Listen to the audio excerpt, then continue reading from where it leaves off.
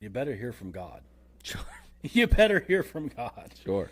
because um, I am a man that was really broke. I was a drug addict for 25 years. I've been saved for about 8 years, and I was radically saved where like I was in a jail cell and I was withdrawing off of drugs, and I just my life was ruined.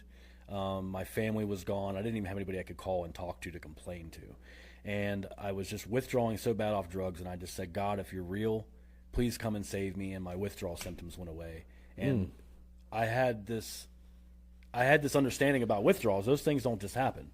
Like you're withdrawing for days, and it's bad. So I had this thing where that was the case, and um, when I started, and I didn't have church. I didn't have a whole lot of church in my background. So I was always a rebel as a teenager, and I didn't go to church. So I didn't have this aspect of church theology and how people function in church. So I just read the Bible in jail a lot, Sure. and I believed what it said.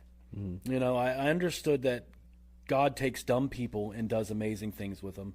I also understand that God wanted to provide, and I understood that His provision was way more than I could do for myself, and that the idea of rest was the same idea that God had from creation, where He built a paradise and put man in it, and that He was providing that paradise so that man could have the freedom to have a relationship with him. Like I firmly believe He created Adam and Eve to be in fellowship with Him because He came down every day in the cool of the day and talked. Sure. You know what I mean? So like I believe that God wants to radically provide.